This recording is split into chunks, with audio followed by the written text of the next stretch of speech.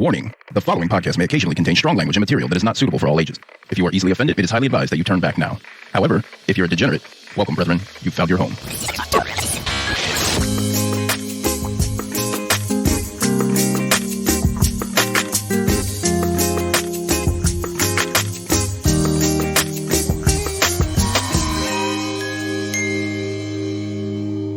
This is Wine, Dine, and Storytime. If you're just joining us, you're going to be confused soon.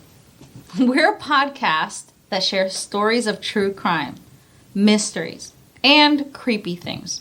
We do this within a dinner with friends theme. I'm Nydia, and I've been abducted. And I'm Dina, and I've run away. And I'm Cindy. I faked my death. We picked this topic for a special reason. We're doing disappearances. Mm-hmm. And we have to talk. We have some news. But you'll have to stick around to the end. That's right.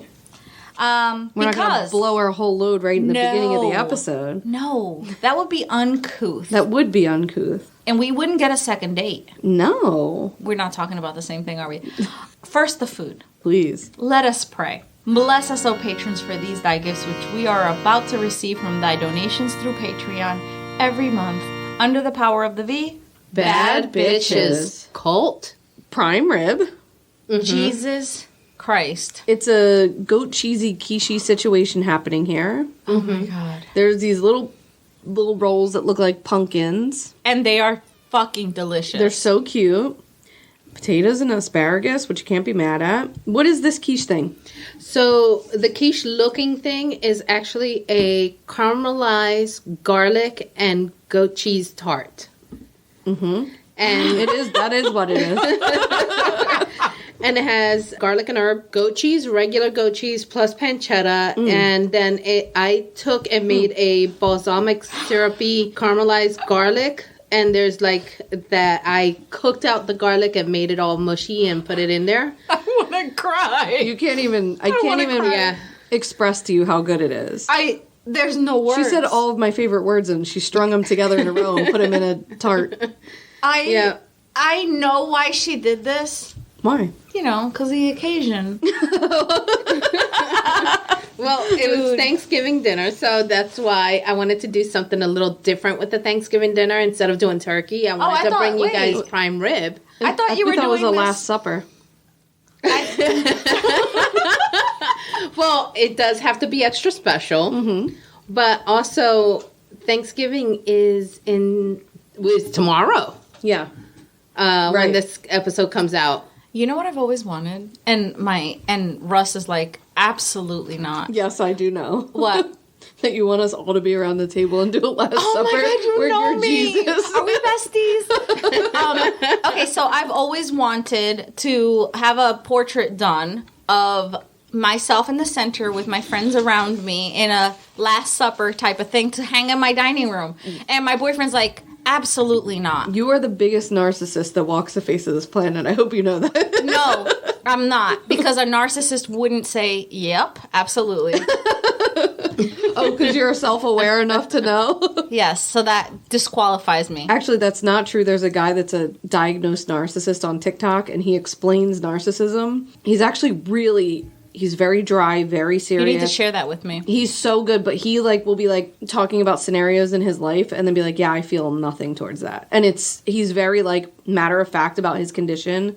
And he's like, I have to work really hard to treat my family with kindness. He's such an asshole. And he's like, I just am a narcissist. And I understand that about myself and I do the work to try not to be, but he is. And it's actually, he's very good. I will send it to you. He's a very interesting man. Let's dig in. Oh, yes, please. FYI. What? This is also the first time I've ever made prime rib. Wow. It's pretty good. Oh, my God.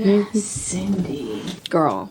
That food. You just had a bone hanging out of your mouth. I mean, that's not the first time I've had a bone hanging out of my mouth, but... Gross.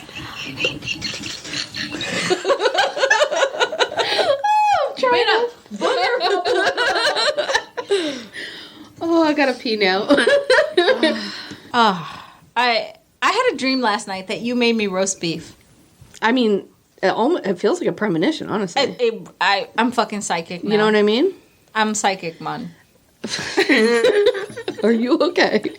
You give her a shot of Patron and she acts crazy. I haven't had we haven't had tequila on this podcast in a couple episodes. Yeah, a couple of weeks.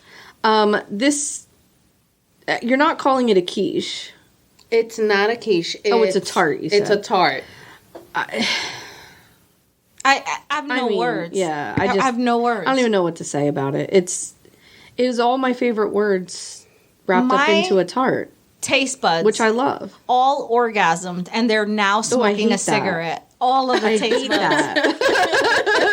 I hate things described as orgasms when they're not orgasms. Picture every taste bud on your tongue. Oh God, have you seen Osmosis Jones? No, what the fuck is Osmosis Jones? Oh, it's a cartoon where the guy like goes into the body and all the body parts are like animate. Yeah. All I can see is like little faces of taste buds being like, Well, my taste buds are all laying back on very fluffy pillows. They have their breasts just out hanging in the wind because they have just had like a linen sheet just like blowing satin. Oh, excuse me. They're laying back and they're smoking a cigarette. We're two different types of people. They're smoking a cigarette. How's that taste? And their breasts are bare. Yeah. Supple taste bud breaths. All right, well, I'm really happy for your taste buds. They're all just laid back and they're smoking a cigarette because they have. Tell me about it. They've just been sexed up. No, seriously. Yeah, my taste buds they've peaked. Yeah, man, this was very good. Did you make the bread yourself? I made the bread from It's scratch. a little yeasty. No, it didn't. Yeah, I could tell it was because I could taste the yeast in it. Yeah, definitely. That was so bomb. The pumpkin breads. Well, they weren't pumpkin breads. They were pumpkin shaped. They were pumpkins. But they were like a pull-apart bread. Yeah. Mm-hmm. Oh, my God. Yeah, you could taste the, like, yeastiness in it that I knew that you made it from scratch. I could tell. She made that shit with love because she started cooking at 8 o'clock last night. I know. Yeah. I know. Yeah, I did. Because I have 2 Did you go to work meals to make this week. I left an hour early. Mostly just to get home because I had everything prepped and Danny literally had to just take stuff out the fridge and sit it out for me and have it come to room temperature and throw it in the oven. But I came home to monitor that. Yeah, right. It's fantastic. It was fantastic. And honestly, like, you said you threw the potatoes in because you had some potatoes, but, like... Thank you. I mean, yes, I almost don't even remember them because, like, they were just so eclipsed by everything that was, like... Even the asparagus, really friend. good. Yeah, like, a little bit of, like, something green on the plate of, like, just heavy deliciousness all over the place. So many carbs. Yeah. I mean, the meat was great. We're, like, rare meat bitches. Yeah. It was nice and red, and yeah. Dana and I just had a whole ass conversation about how much money it would take for her to eat a human. Which you can hear on Patreon, because I'm going to drop it for you. So I guess I've turned her now. Surprisingly, it's not that much. Yeah, it didn't take that much. Right. It didn't take that much to turn her into cannibal. Everybody has a price. That's the bottom line. That's the takeaway from this. That's right. We had wine. It was my 2 favorites combined into one. It's a Shiraz and Cabernet mix. The best thing about this wine wasn't just the flavor of it, because it's a full-bodied wine. I like it. It certainly is. I like it. It is a lot of flavor. Yeah. But you know what? Like, I don't like it as much as the wines, the Shiraz alone and the Cabernet alone. Right. I tend to like that better. I think I like a Shiraz better than I like a Cab. Yeah. Definitely. Yeah. The cover. Not the cover. What the fuck do I keep You say doing that every week. I know. Label. The label. The label. It is so adorable. It is very much 1950s cover girl in whitey-tighty underwears. Those are called bathing suits, hon. What? Nuh-uh. There's... Yeah, they're in the water. No, they're skinny dipping in their underwear. Oh, okay. Oh, yeah. cycle block. And there's like a biker watching them as they skinny dip. Because look, their clothes are hanging on the branches. Gotcha. There's a lot happening on this wine bottle. Yes, it's very hypersexual. There's also like a squid in the corner. Did you catch that? No, I didn't. There's a squid. It looks like a squid, some kind of Let shit. me see. I didn't actually get a good look at this bottle. It is the coolest Oh, yeah, like label. a jellyfish, yeah. Oh, that's what it is, a jellyfish. It's also on the back of the label, the jellyfish, next to the... Oh, yeah. Oh, and it's an 8-ball. It's an eyeball. An eyeball? What Look. in the world? It's an 8-ball eyeball looking thing. Anyway, it's very cool. It is a very cool sci-fi 1950s type of look. I cannot wait to make something out of this. Yeah. And it's called Cycle Bluff Beauty. It's very cool. Why did you pick this? The label.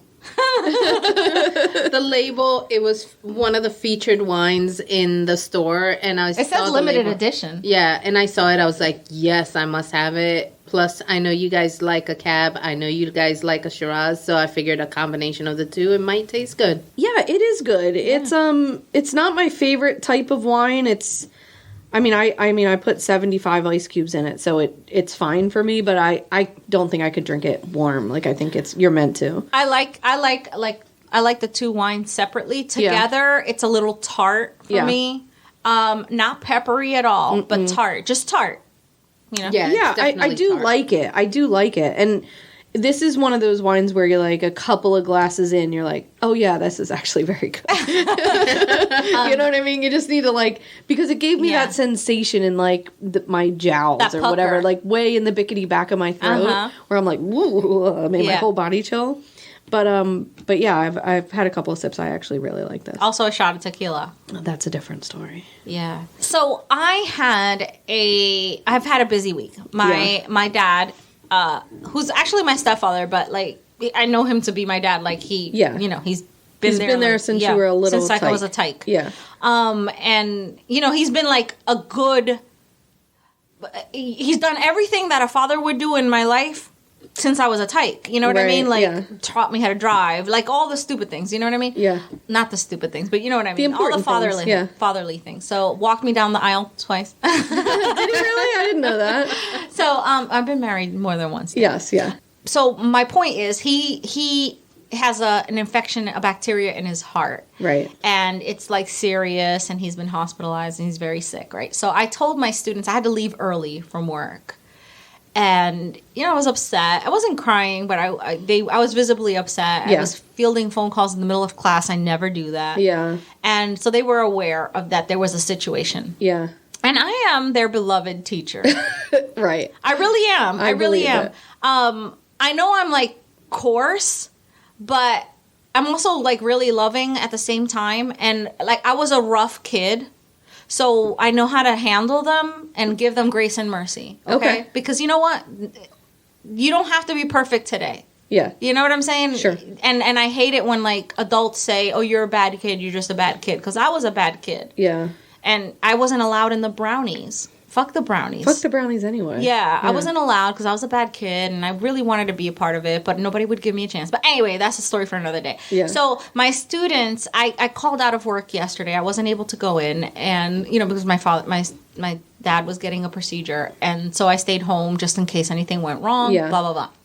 So I stayed home, and today I came in. Even the kids that are always in trouble, they were like, "Hey, Miss Apollonia, how's your dad doing?" That's so sweet. I was just like, "Oh my God, these kids." Of course, I tell them that he's fine. Thank you for thinking of me, even though he's not. But I'm just like, "Oh my God, these kids are so freaking sweet." They care about you. One kid even brought me a gift. He used his own money. He brought me. It was a mug. It was a candle. It was a card. It was. I would die. I would just keel over and die. There were so many things in there. And he gave it to me, and in the card, it was I'm if thinking... you cry, I have to leave. If she cries, I have to leave. I was just like... It's the sweetest thing I've ever heard. You know what it is? It's just they care. They fucking care. You better button it up over there. We're not doing that. I was just like, oh my God, I don't realize what an impact I make on these kids' lives. Right, yeah. Because, I can be mean. I'm not always like sugar and sunshine. You can't be. They'll fucking trample you. Right. You know? Yeah. But they love me. That's so sweet. They do. I'm really happy for you. You know? And the thing is, like, I always say, like, you know, every week I'm like, why do I care about their education more? I want them to win and succeed more than they want to. Or sometimes even more than their families want them to. I always feel like it's a losing battle, but damn. It's not. It's not. It's not. It's really not. Yeah. You know, and the thing is, like, the funny thing is that kids will learn from somebody they like. Right. It doesn't matter if you are the best teacher in the world if you're not likable. Right. You know? So. Meanwhile, I have like rich people that are like, can you go deeper? But I don't want to pay for it. And I'm like, I will elbow you in the back of the head. That's fun when they remind you that they don't want to pay for it. Yeah. Life is fun. Do you want to hear a story? I do, but I think I'm first. Oh, you first? Okay. So, Aruba. Have you ever been to Aruba? No, I never have. Have you, Cindy? No. I mean, you've been to Europe, so stop like. No, I just haven't been, you know, if I go to the Caribbean, I go to the cheap one that I can afford, Puerto Rico. Well, it's not Also, necessarily your home, cheaper. your home is there. Yeah. Hence the reason why it's cheap to me. Yeah. So Aruba, it's known for its sparkling turquoise waters, beautiful palm trees, and pristine beaches. It is a small island about the size of Brooklyn. Really? Yeah, it's about 70 square miles. Wow. Yeah. And while its culture is relaxed, fun, you know, it's a fun atmosphere, drinking, and, you know, I hear they have chill. fantastic snorkeling in Aruba. Well, speaking of snorkeling, you might want to put a paper clip in that. Uh-oh. So it's also got a reputation for being the place where blondes go missing. Uh-oh. We all know about the main one that went missing in Aruba. Yes, Natalie Holloway. Right. So when 35-year-old Robin Gardner visited in 2011, she was never seen again. Shit. Yeah. So this was in the heels of the 2005 Natalie Holloway situation. Yeah, it's like right after. Where she went missing. Just 6 years later, a little too close for comfort. They were like, bro, we cannot keep losing these blondes. Yeah, blonde tourists. Because we know that the U.S. only covers blonde missing girls. Definitely, yeah.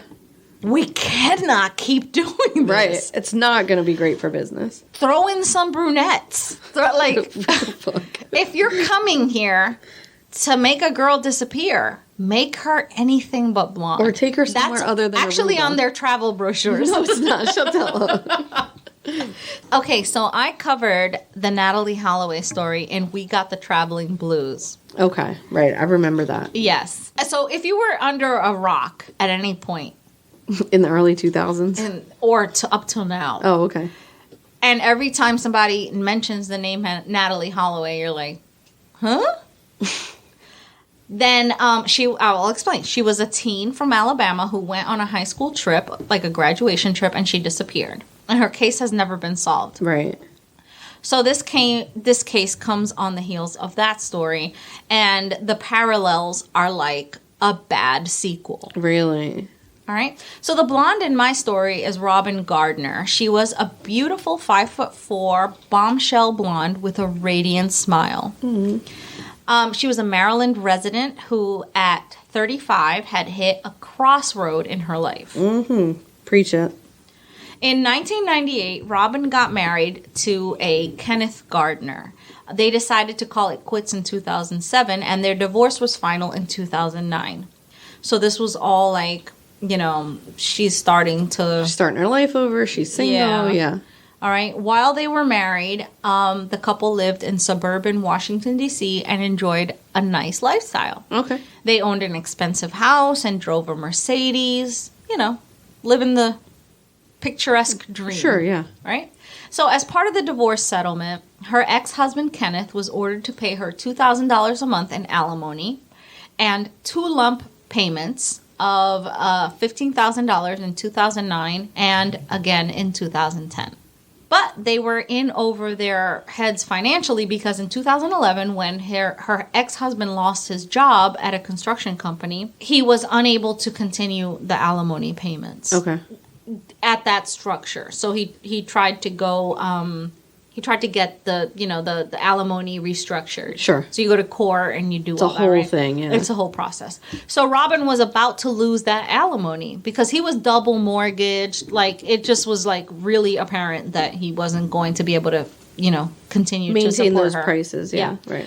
So on top of that, plus she didn't have any kids, so it was kind of like... It wasn't child support. It was alimony. Right, it was right? alimony, and that's a little bit easier to, like, structure. Finagle, yeah.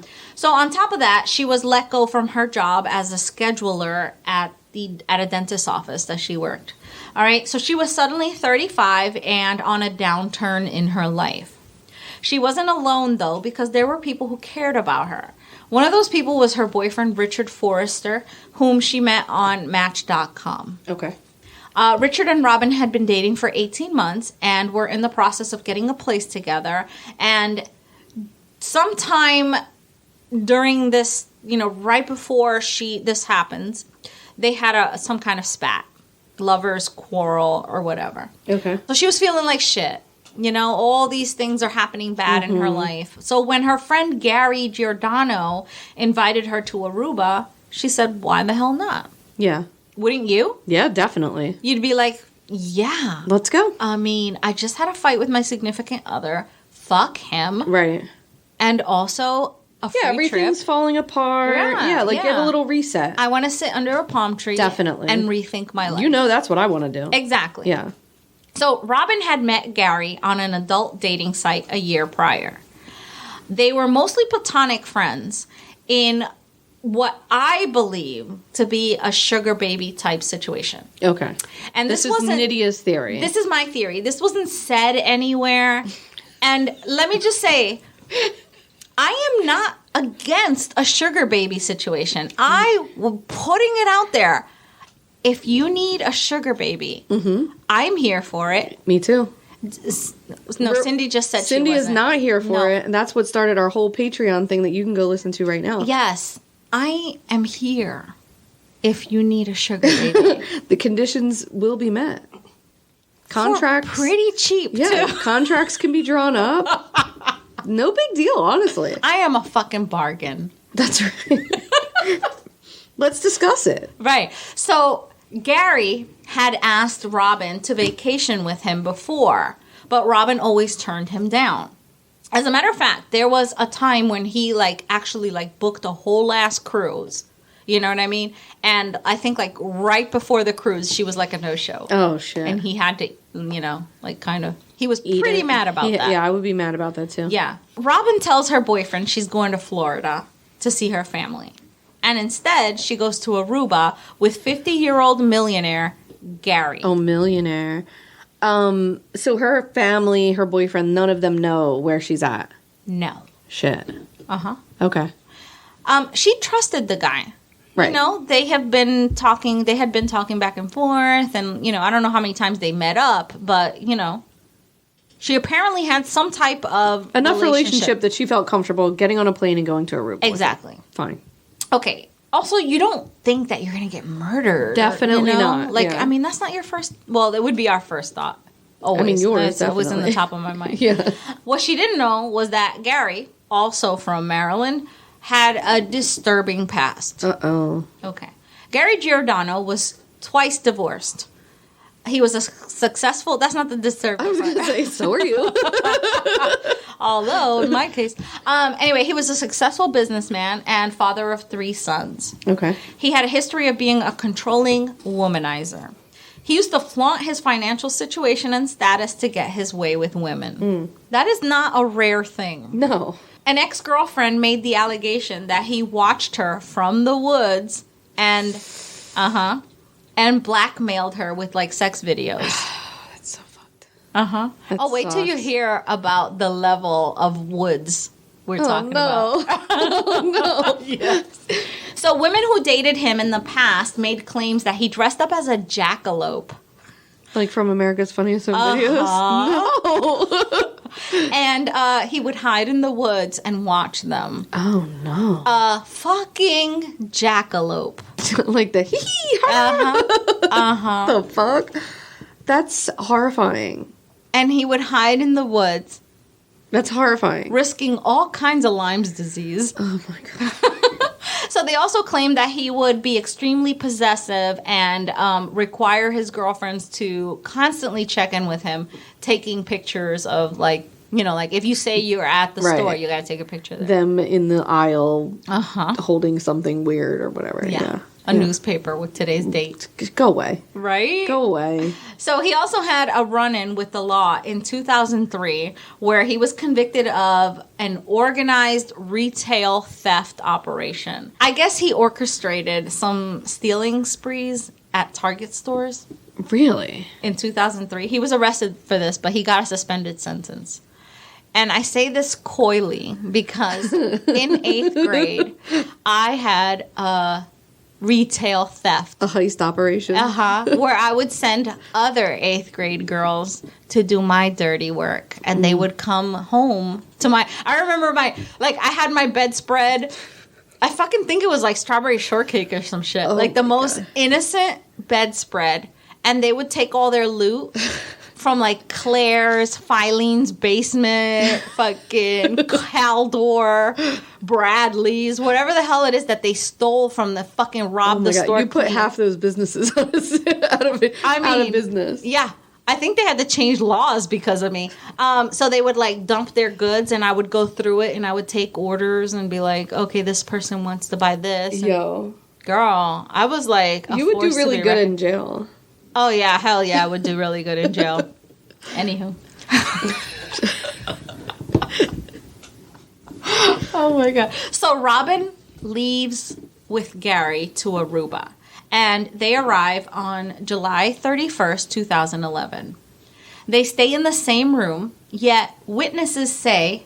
Do you have something to say? Nothing. Okay. Yet witnesses say they saw them apart quite often at different bars and stuff like that. On the trip. Well, I mean, literally, it was like 2 days they were there before this all goes down. All right. She sends a message to Richard telling him that her family has surprised her with a trip to Aruba. Because she told him she was just going to visit family. Mm-hmm. So I guess she was like mitigating some of the, you know. Richard is her boyfriend. Her boyfriend back home. So her boyfriend back home thinks she's with her family in Aruba. In Orlando. Oh, in Orlando. So then she her family realizes, I think her family knew that she was going to Aruba. Okay, all right. So she tells him, hey, I'm in Aruba with my family. They surprised me. Mm-hmm. In case he sees pictures or, you know. Okay. The next day, she messages Richard and she says, this sucks. Like, she's messaging him through Facebook. Okay. And she's like, this sucks. Okay? And then on August 2nd, just 2 days after they arrive, Robin sends her boyfriend Richard a Facebook message that reads, don't worry, I care about you, I love you, and we'll talk and sort things out when I get back. I guess they had been arguing. I was going to say unprompted. I guess it was unprompted, but, you know, I guess what it was, she saw the grass on the other side, and she's like, this motherfucker, no thank you. I'd rather be poor and happy than rich and miserable with this guy. Fair. I want to try, though. Give me a chance. Give me a chance. I just want to taste it. I keep saying it. Right. Just give me a chance. If I become rich and I'm miserable, that's my own damn fault. That's fine, yeah. Yeah. At least I had the opportunity to try. Exactly. So that night, the pair have dinner. They have dinner together at a restaurant, right? That evening, I should say, because it wasn't dark. Okay. So like early evening, still light out. Staff say they both seemed intoxicated, but Robin more so. Surveillance showed her wearing a long dress and full hair and makeup. Like, you know, like those beach long maxi dresses, you know. The wait staff said that she was slurring. So the cameras captured them leaving together and going to Giordano's car, where he retrieved a plastic cup with some, like, juice in it. Gotcha. Well, he said that it was juice, but it was blue. Do you know many blue juices? It's probably like a hurricane or something. Also, no, like, I think it was drugs. Oh. I think it was, like, some kind of, like, poison.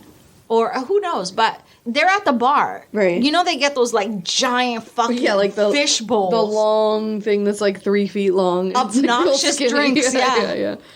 But, like, they're watered down, but, like, still.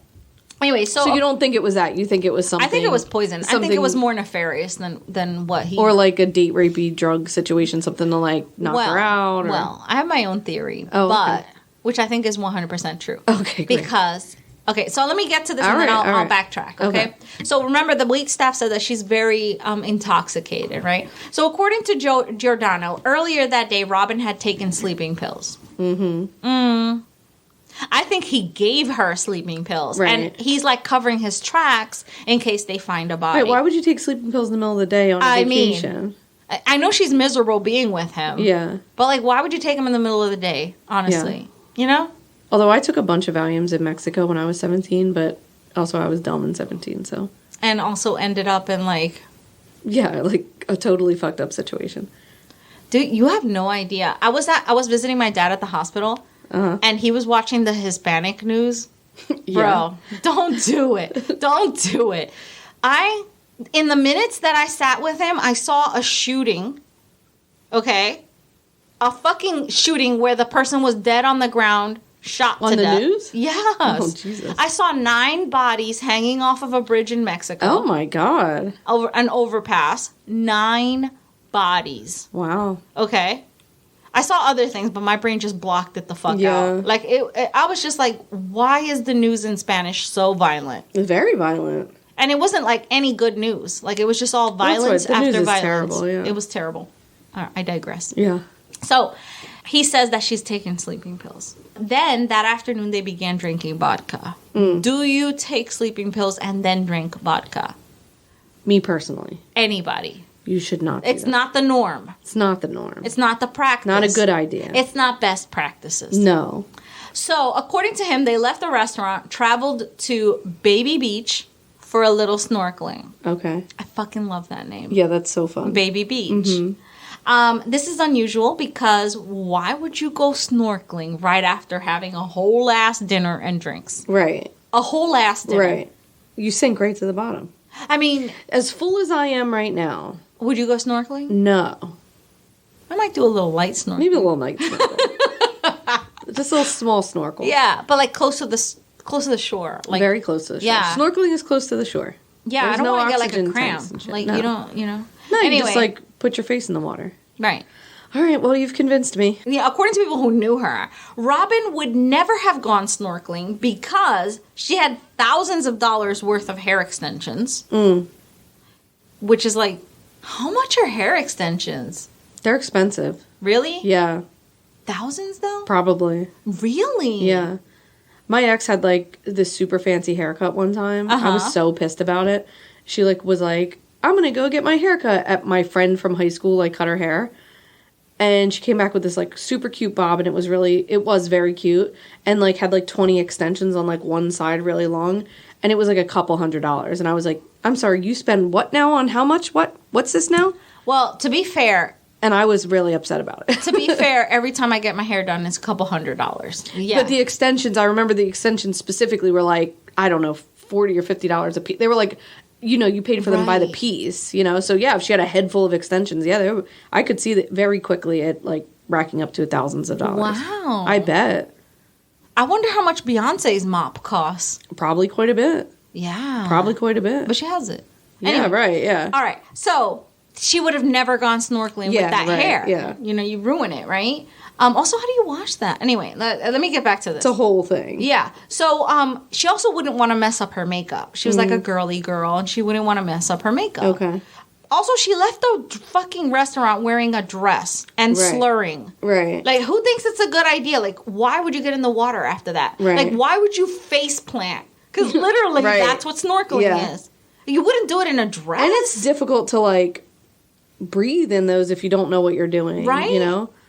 I mean, she was. She knew what she was doing because she was a strong swimmer. Not and if you're stuff. like drunk and taking Right, pills and shit. You know what I'm saying? exactly. Like that's not, especially if she is a strong swimmer and knows what she's doing. Like you would know that this is not the time to do that. Right. You know what I mean? It's just Exactly. that's not like a smart thing. Yeah, To do. yeah.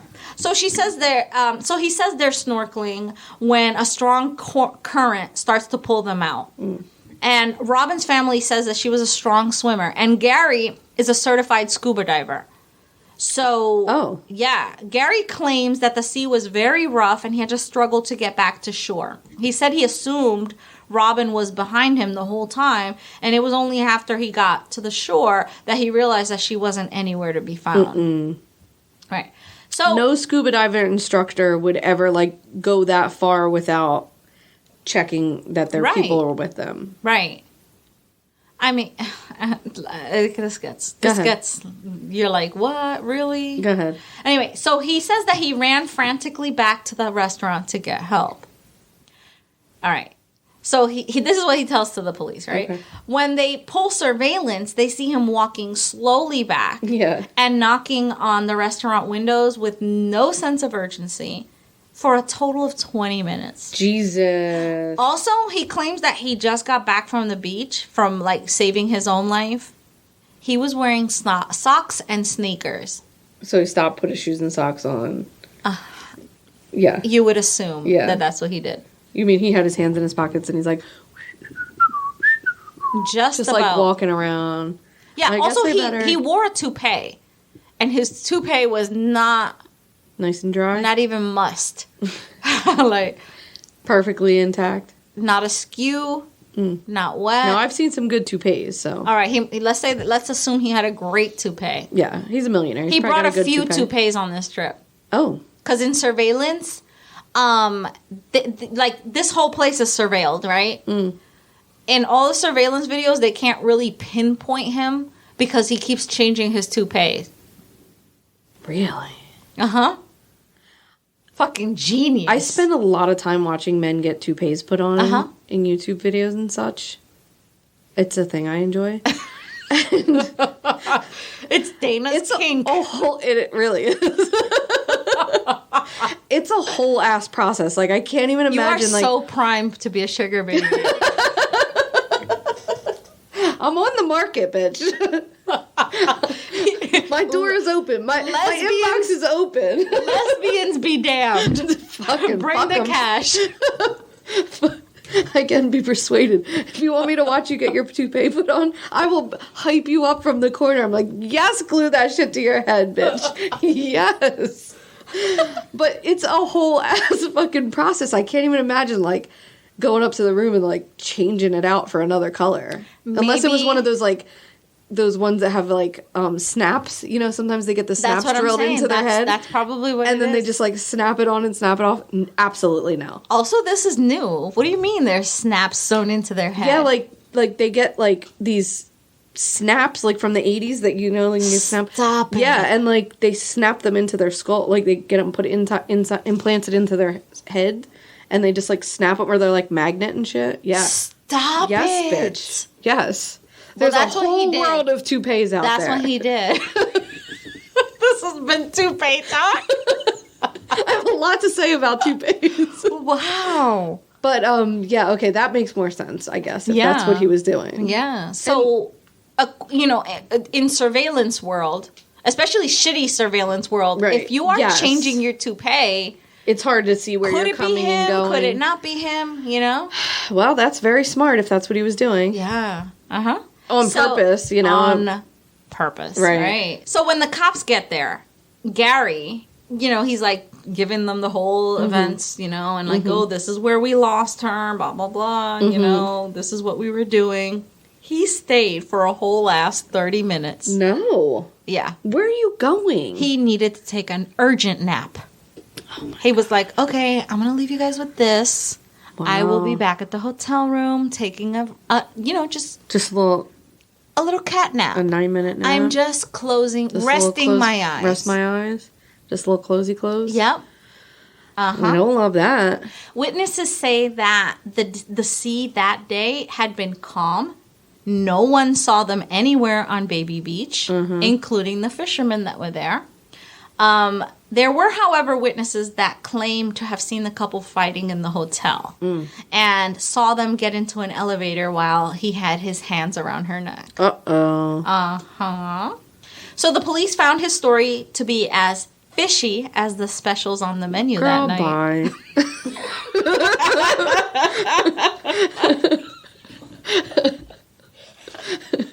Are you pleased with yourself? I hate her so much right now.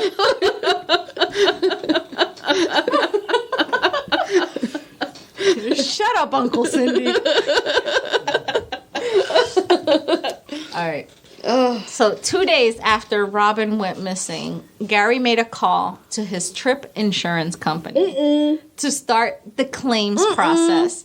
It turns out... No, he didn't. You hold on to your panty liner. It's about to get wet. Oh, no. Turns out the dude had taken a $1.5 million trip insurance policy on Robin. What? Yes. Like, why? Right. This was a 5-day trip. That. You can't now. I am going on a trip with my son, and the max insurance was $2,000 a person.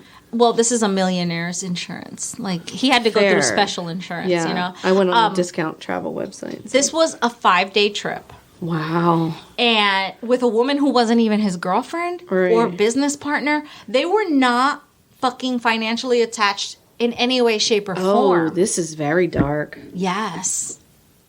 Also, genius. That's gross.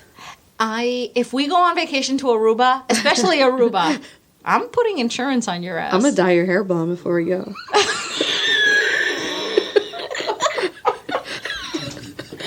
Oh shit!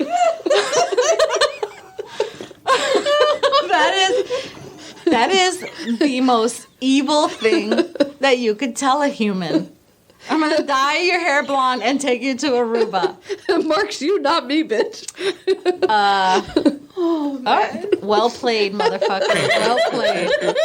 I'm so glad I have my penny liner on. She said it was about to get wet.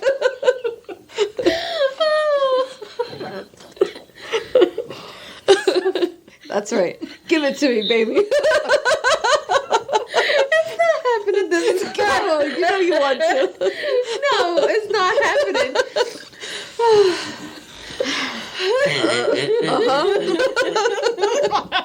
It's not happening. Don't fight it. All right. So while authorities were investigating, Giordano tried to get an early flight out of Aruba. Oh, he's trying to piece it out of there. And as he was boarding, he was arrested on suspicion of murder. Good. Because Aruba has, like, you know, Aruba is part of the Netherlands, so they can nab your ass. They're like, oh, no, you're fucking suspicious. Yeah. We're taking you in. Thank God, yeah. This podcast in Aruba would not fly. No. Very suspicious. I mean, so he was held for a total of 4 months. In Aruba. In Aruba. Fuck. But during that time, he hired Jose Baez. Oh, do you know shit. who Jose Baez He's from Casey Anthony. Girl. He's Puerto Rican. Yeah. We do not fucking claim him. Yeah, he's a piece of shit. Yes. He is the lawyer that defended Casey Anthony. Right. He's fucking hella good. Yeah. But he also got her off and then wrote a book and was like, this is why she was actually guilty. Ha ha ha ha. Are you serious? Yeah, There's a yeah. book? Yeah, oh yeah. Well, he let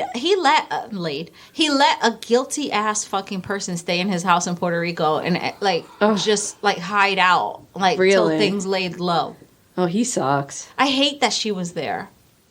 Like, I fucking hate, like, I feel like the whole island. Casey Anthony? Yeah. Oh shit. In his house in Puerto Rico. I feel like the whole place needs to be disinfected now. Definitely. Ugh. She's like if a yeast infection was walking around the earth. Yeah, she's gross. Ugh. Anyway, he also defended Aaron Hernandez, the football player. Yeah, right. Yeah. Didn't go so well for him, though. Well. Can't win them all. I guess not. So, fucking dude gets him released. He's like, you don't have any evidence. Okay. What do you have? You Right. gotta let him go, right? So, Aruban authorities didn't have enough evidence, and they had to fish or cut bait. Right. Okay? So, speaking of fish or cut bait, the attorney general at the time in Aruba. Okay. His name was Taco Stein. The fuck out of here. Drop the mic with that name. I love him. Taco. And he was the one that was trying to keep him there. Yes. Okay. And run the whole show, right? Gotcha. If my Taco kids Stein, huh? don't, at least a middle name, on one of my grandkids. Named Taco? Taco. Oh, you know that's Natalie gonna do that. Definitely. Yeah. David's kids are all going to be like David Bryson. and Michael. And, yeah, right. Trent. Oh, he's definitely gonna have a Chase. Natalie's kids will be like Salmon Taco. Tarot Stargazer. She'll like plan out all the kids by like where they'll be, what moon they'll be born under. Yeah. Aries Capricorn. That's right. Some of the evidence gathered by authorities was a rock that had Robin's blood on it, which Gary quickly had, before they even found the rock, Gary said, we were walking on the beach, she cut her foot. So her body was never recovered. Never. Fuck. Yes. Okay, so he like preemptively was like coming, like he was He like had many things to say. he was 10 steps ahead. Yeah. On his phone, there were like super beyond porn pictures of her. Okay. Which I'm like, what's beyond porn? Like, how bad are these pictures of her? It could be like. Well, I don't want to get. I don't want my imagination. Like a snuff type of situation. No, I think it was just like extremely graphic, sexually graphic. Okay. But like beyond like something that you would normally have on your phone of your girlfriend. You know what I'm saying? Yeah. So her family doesn't believe that Robin would have consented to that, though. Okay. You know. So while Gary was back home, he continued to pursue his lawsuit against American Express, the company refusing to pay out on Robin's insurance policy. Yeah, I guess so. Yeah, they claimed that Gary wasn't married to her or had any connection financially in any way, so he should not have insured her for that amount to begin with. Yeah. And like it's also really sus that you have a $1.5 million and they happen to go missing on that very same trip. Very strange. Right. So Gary sued them for $3.5 million. Oh, he just can't leave it alone. He can't. He just can't leave it alone. Can't. What a fucking scumbag. So he loses that battle. Wow. Because dude may have deep pockets, but not deeper than Amex. You got that fucking right. I mean. So anyway, he claims, like when he did like the whole interview circuit, he claimed... Of course he did. He claimed that the reason why he called the insurance company 2 very short days after she disappeared is because he wanted to know if the insurance company would cover the search party and all that, or if he would be responsible for that. Which I was like, okay, that kind of makes sense. Yeah, except why wouldn't the city be responsible for the search? Like, when have you ever known a family or a person, like, the family doesn't pay for the search? Okay, but in like if you look at like these insurance companies, when they sell you a pamphlet, they tell you what happens if something happens on the trip. Mm-hmm. Like if me and you are on a trip and there's a car accident and you die in the car accident, what's the first thing that you're supposed to do? They tell you the first thing you do is you call the insurance company, so that they can start opening a claim and saying and protecting you against all these extra things. You're going to need extra days in the hotel. Yeah, sure. You're probably going to need medical help. You know what I'm saying? Right, like so yeah. so he did what he was responsible for. He also like kind of like laid the claim that okay, but if I would have died, she would have gotten that too. You know what I'm saying? Like he made it seem like this was like a thing that he just checked off because he's a millionaire, and if something were to happen to him on a trip, his 3 sons need to be taken care of. Yeah. So he checked it off as like, okay, well, when I filled my own thing, because she was a traveler with me, it covered the whole trip. So that's how he covers that. Okay. Listen, it might be diabolical. It might be diabolical, but it makes a whole lot of sense. It still once he feels explains fishy, for sure. It does. Yeah. It does. But when he explains it, you're like, okay, there's reasonable doubt there. Okay. All right. So, where was I? All right. So Gary did the interviews. Like I said, he did all of them. The Dr. Phil's, the court TVs. Mm-hmm. Anyone who would ask for an interview, he would consent to an interview. Hell, if we would have been podcasting back then, we would have gotten an interview. Really? Yeah. He was just talking to anyone. You go on Nancy Grace? Probably. She'd have ripped him a fucking new one. I don't know. He went on a lot of them. Yeah. He did like everything. Robin's body has not been found to this day, which leaves me to wonder, what the fuck? Does Aruba have some kind of like fucking wormhole vortex thing that makes people disappear? Only the blown ones. Yeah, well, yeah, only the blind. I mean, they have I would think that they would have a very serious shark situation for sure. Like animals that would, you know what I mean?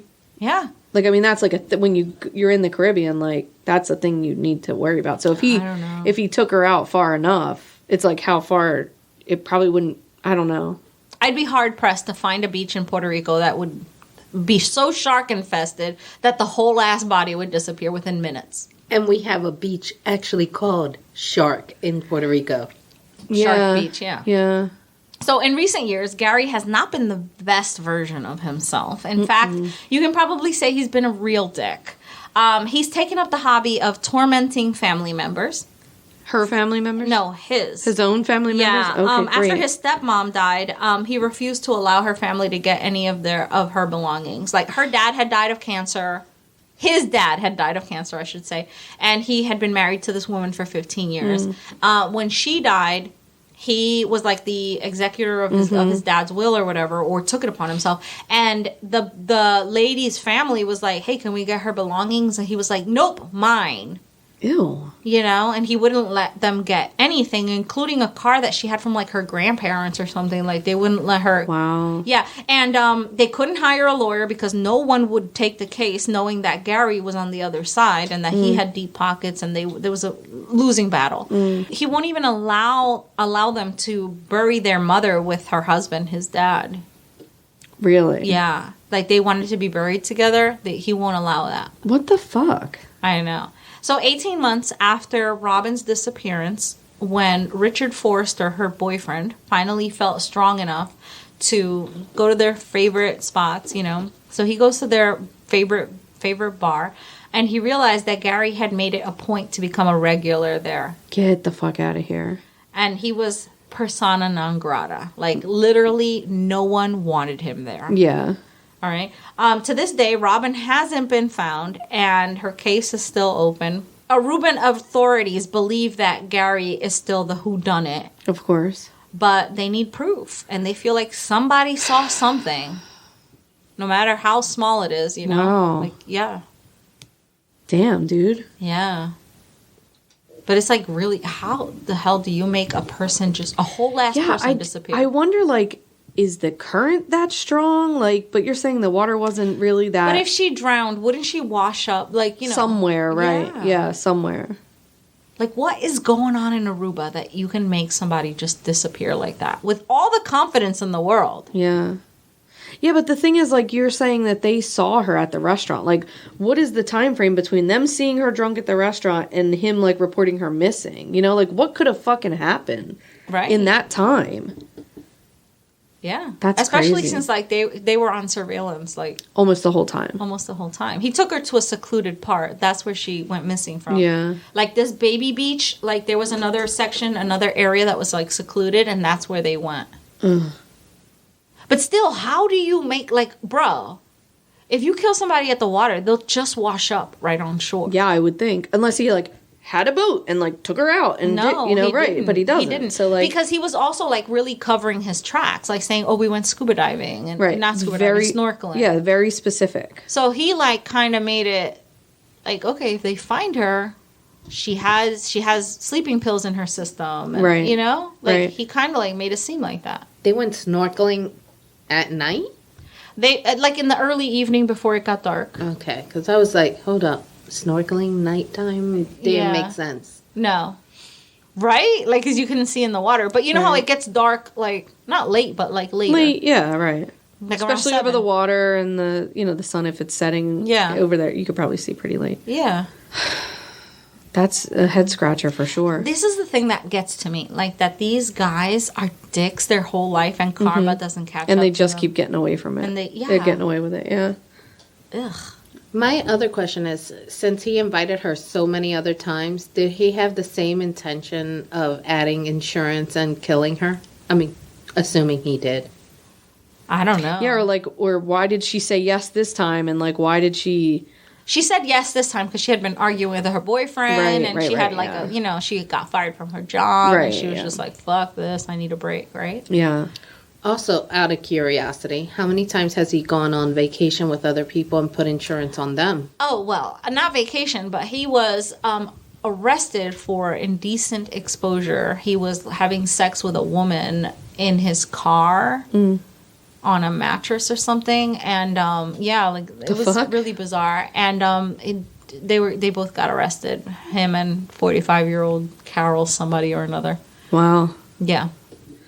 So he stayed being a steady dick. He's still alive? He's still out there just being as dickly as he can be. Perfect. Yeah. My sources were caseremains.com, radaronline.com, which I would highly recommend radar.com because they continue to update his Oh, really? Yes, that's cool. Like that's how I got the that he was arrested for having sex, like open outdoor sex. Yeah. So they're on it. Oh, they're fucking on it. Yeah. People.com, and like they have tons of stories about him, like little quips, you know? I love it. But I just couldn't include all of them. People.com, NewYorkDailyNews.com, and that's it. Okay, great. Do you want to take a break? Uh-huh. All right.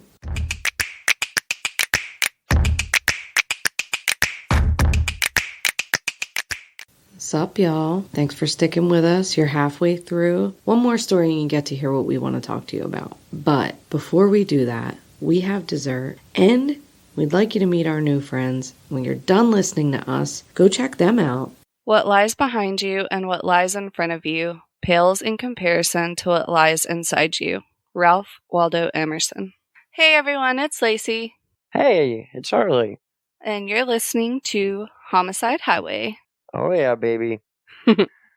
So Lacey, let me ask you.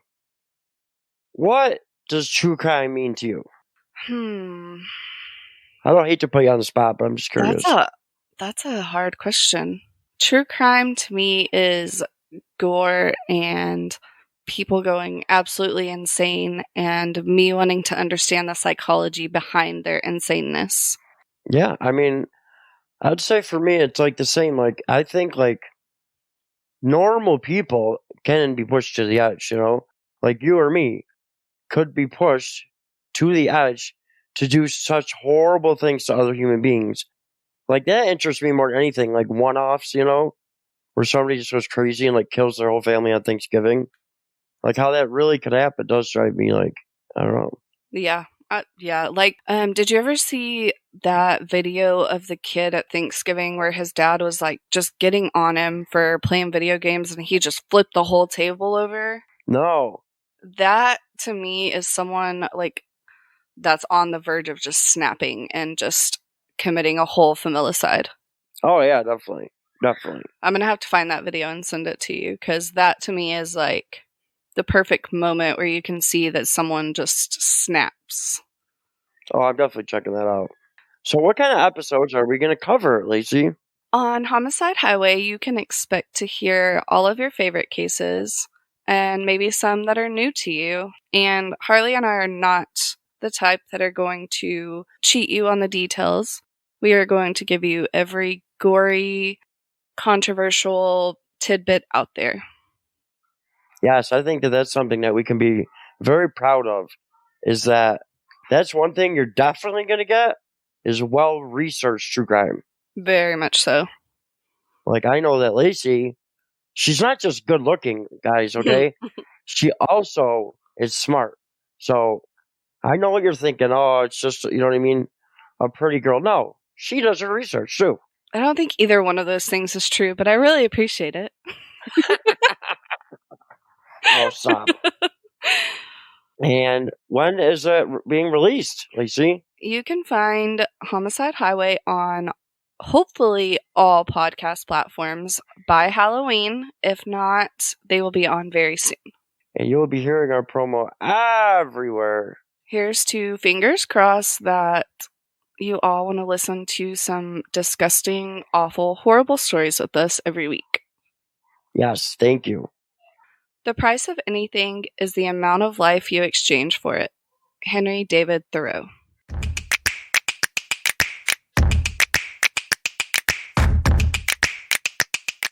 And we're back. Oh, shit. Oh. What? That has fucking liquor in it. Fireball whiskey. It's called Boozy Pumpkin, and it is pumpkin cake and a cream cheese icing that's mixed with whiskey, but not Fireball. I just use regular whiskey in making the cream cheese icing. I drizzled caramel over it, but it is supposed to have the Fireball that you see in there is actually supposed to be open and actually kind of Spilling pouring in there, into the dessert, but I didn't want to do that. I quite to appreciate you guys. that it's not. I was so scared. I had my mouth was fully open. I was like, please don't tell me you soaked that beautiful dish, A beautiful dish. in Fireball, because that would be inedible. You think? I mean, not that much Fireball. That's a lot of Fireball. Yeah. No, there is not that much Fireball. I figured we could have fun with the Fireball instead. But if you add a little bit of Fireball, it does add a different layer to it. Yeah. I bet it does. But the actual cream cheese icing does have whiskey All in right, it. let's get it. That dessert was really tasty. It really was. It was very rich. Very rich. It was a delicious, spicy kind of pumpkin roll type flavor with like deconstructed pumpkin roll. Oh my god! And the icing. Yeah, was there a little like caramel drizzle on there? There was a caramel drizzle. Oh my god! Did you try it with the Fireball whiskey? She made me pour Fireball on my drink. I mean, on my dessert. Yes. Which I don't like Fireball. I don't like Red Hots. Didn't hate it. I didn't hate it either. But it was good without it anyway. Oh, it was like insane without it. Yeah. Good with the Fireball. Yeah. Surprisingly enough. It was fine with the Fireball. Yeah. She did bully me into it though. I did. You caved really quickly though. I know, well. We need to discuss this. Well, I do feel like if someone's like making food and they like expect it to be a certain way, then like you should try it that way. Yeah. It feels racist not to. Have you ever gagged when somebody gave you something you didn't want to No, eat? I would never. Really? No, I will choke a lot of things down that I don't like because I have a people-pleasing condition. Yeah. I said what I said. All right. That's a people-pleasing condition. All right. Yeah, I liked it though. Wow. Cynthia? So since we're doing disappearances, I figure I looked up lost and found stories. On crack.com it said 5 lost and found stories that will make you believe in fate. Uh-oh. So a fisherman caught a purse that belonged to a former classmate who lost it 18 years earlier. Oh, shit. What in the world? So he's out here Fishing. living his fucking Bopping daily around. fisherman life. Yep. And 18 years prior, one of his classmates lost That is purse. random. In 99, in Massachusetts, Kim Flanders put her handbag on the purse of her car as she loaded up the kids and poof, The purse of her car? the roof of her car. I was like, damn, she got a fancy car. But I was very much stuck. I thought she was on like a fishing trip and lost it at sea that way. No. Nope. Interesting. Nope. Damn. That's crazy. Yeah, he found it as he was dredging up the stuff, and it was actually stuffed with rocks and stuff, so somebody actually took stuff out of it, loaded up, and then dropped it in shit. at least that's their suspicion. But he saw the ID, and he's like, I know this person. Wow. Damn. That's crazy. Yep. That's serendipitous. Yeah, that's cool. So he did return it, and there was actually 2 well-preserved rings inside of it. Wow. One for him and one for her. Yeah, and it was a love story. And then we cut to the scene where he is wearing a trench coat outside her window and he's What? holding a boombox over his head. Trench coats always seem suspicious to me. So. Yes, except for in this case. Gotcha. Perfect. A British man lost his wallet in a French bar and got it back 55 years later. Wow, that's so crazy. The bar held on to it for 55 years. So, back in 1960, he was 18 years old and he was in France and he lost it while there and he couldn't find it anywhere because he had all this, he was in a different country and couldn't find it. 55 years later, they were uprooting the old wooden bar there and poof, there it was. Under the bar? It was in an overlooked, it was wedged in an overlooked hole. That's crazy. Apparently there was a hole down there, and it was like stuffed in there. So they sent it to him? So you They know what sent it this to brings to mind? What? How dirty that fucking bar was that they didn't clean and see it. I mean, it could just been like a little like nook or something. I don't know. Not everyone cleans like you. Insane. Yeah, according to this, they offered to mail it to him, but he decided to go traveling. Oh, Yeah, I that's like that more for fun. him. Yeah, that's more fun. Yes. Like, I'm sorry, can you declare your travel? And he's like, 50 years ago, I lost a wallet. That's actually so cool. That is, yeah. That's so cool. In a whole other country. A man accidentally flushed away his clash ring only for it to be found and returned after 72 years. What in the fucking Wow. world? In 1938, Jesse Taylor Matos graduated from high school, almost immediately lost it at his place of his job That sucks. Okay. while he was going to the bathroom and flushed it down the toilet. 72 years later, Tony Corgi found it in the sewers lines while he was flushing it out, and poof, there goes the ring, and it said class 38, and it had JTM as the initials on it, and he decided to go researching where to how to return it. Wow. And was able That to return guy, it. think of the kind of person that he is. He's flushing out a poop line. Let me tell you something. I worked for a plumbing company. Uh-huh. They're a different breed of people. They're like, In a good way. Yeah, yeah. My Yes. stepdad's a plumber. so they are like, okay, first of all, the guy, they're fucking hilarious, first of Okay. all. They're so funny. But like, this kid that I dated in high school, his brother worked for the company. Uh-huh. And so he tried to get him a job, but the kid that I dated was like a germaphobe. So like it was just never gonna fly. Right. You know? They put like a rope over, and they had to like lower him into this thing to clean it out. No, thank you. And they lower him into, I guess it was like a sewer of some sort or something that they needed to clean out. No, thank you. And they fucking spun him. So he's just No. spinning No. down there, and they're just dying laughing. And Nope. he's just like, "Wah!" just like screaming. He said they pulled him up. When they pulled him up, he came up and quit. I bet. He quit his job that same day. But they're just like a different kind of people. You know what I mean? They're just like, they're wild. They're Sounds just, like they're dicks. yeah, I mean, yes, of course. But yeah, you find like a cool ass ring. Like, I don't think they have an issue about just like picking it up and be like, I'll figure out where this goes. You're going to pick jewelry right out of the poo sludge? I don't think they give a single shit about that. They're like Probably. knee deep in that shit all day. I really Right. don't think they're bothered by it. I imagine you pulling a hairball out of the freaking thing. You'd be like, ooh, Oh, please, I can't even. It has been the single worst thing about being single is the hair. The hair Really? situation. It has been the worst part of living alone. The second was the puking thing, but the first part is the hair. Like, I bought this thing to like catch the hair because like this drain is very like finicky in this Okay. house. So, like, you have to have a thing to catch the hair, and I, like, I hate it. I hate it. I have to get the hair off every day. I shaved half my head. There's still too much hair. It's just, like, I'm just going to shave it all soon. It's wild. wow. But that's so cool. That's really cool. I love those kind of stories. I know. I love message in a bottle stories. Me too. You know? Oh my God, those are so Hopeless romantic. fun. We could do a whole episode on lost and found shit. We that are, definitely like, could. random. Yeah, we definitely could. So you have a story? I do have a story. You want to hear it? No. All right, good. Because I don't feel like telling you. So today I got my story from NewYorkDailyNews.com, WLTX.com, DailyCo.com, ProjectQ.us, CipherAvenue.com, and DOI.gov. Today I'm going to tell you the story of Ryan Singleton. Have you heard of him? The name sounds familiar, but Okay.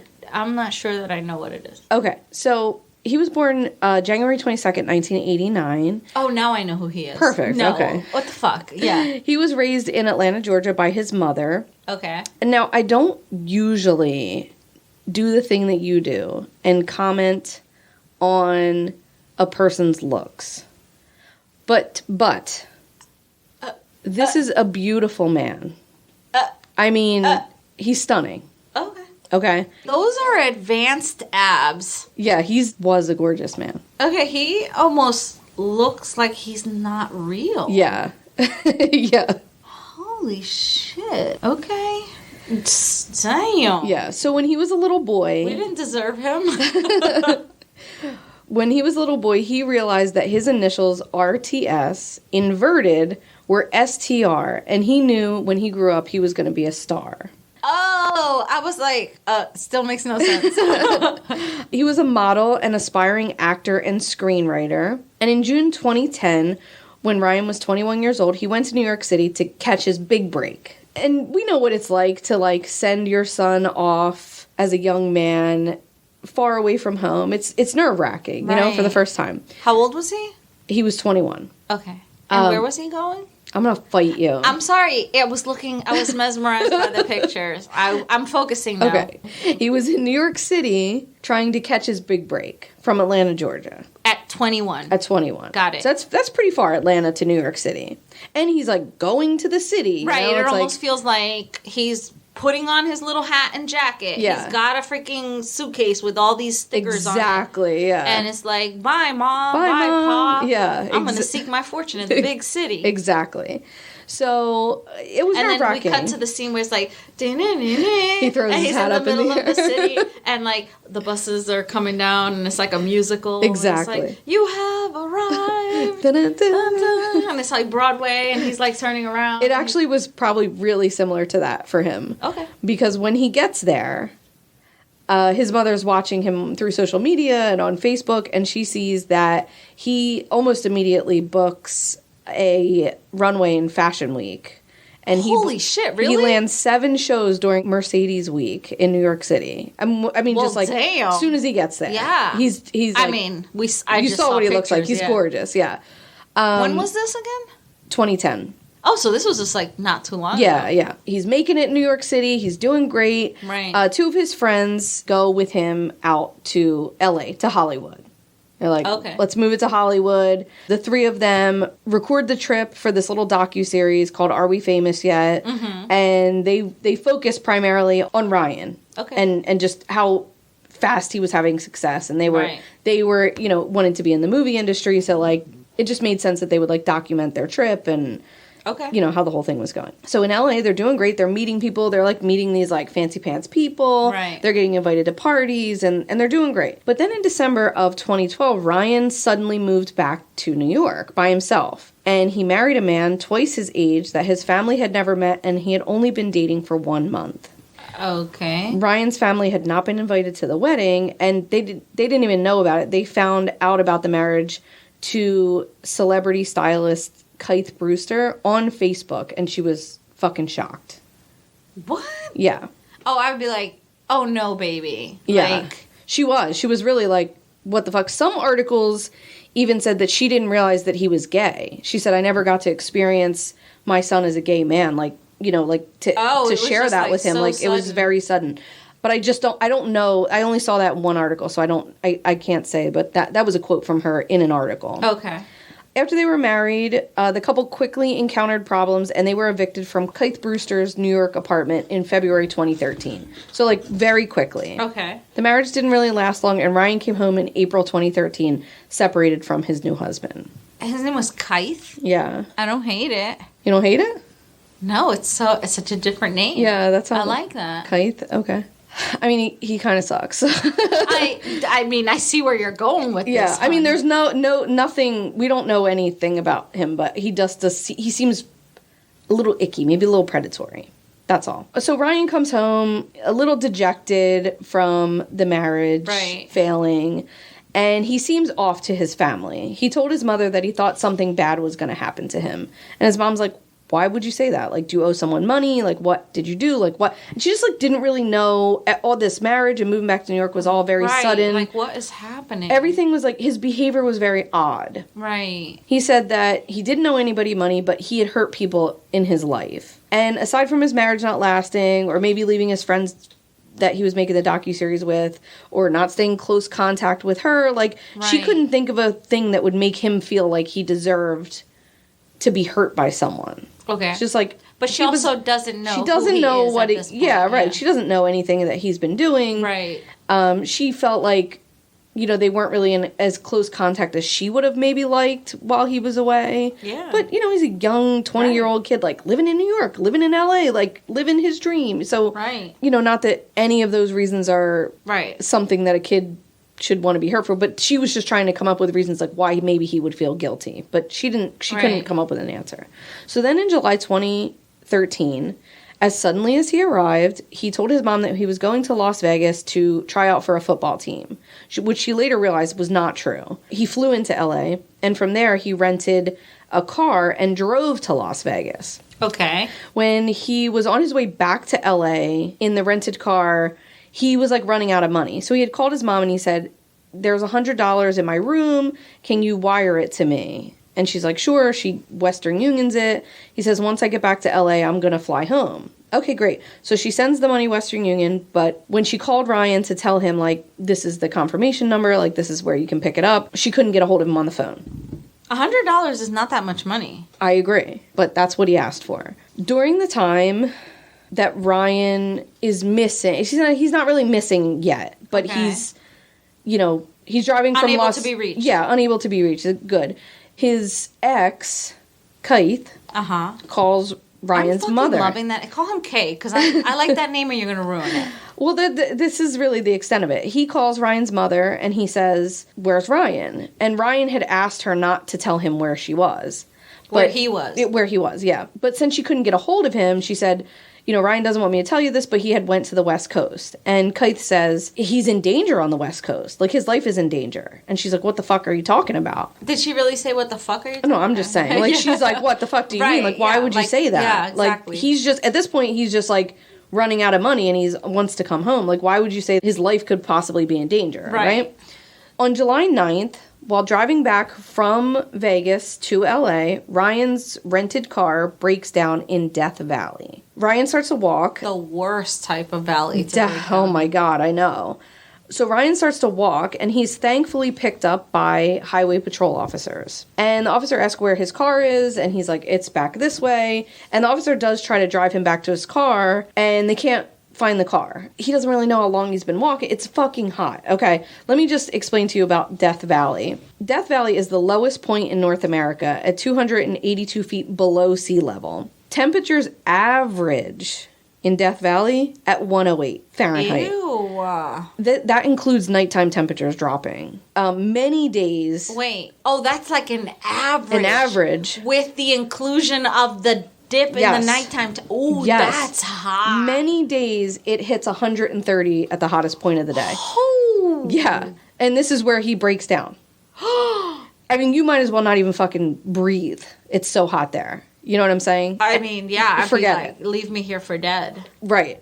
So the officer takes him to the closest gas station, and it's in a place called Baker, California. So it's like he's on his way back to LA. Okay. So he takes him to a gas station where Ryan's able to call a friend. He buys something. We don't know what he buys. A drink, probably. How do you know that he buys something? Surveillance.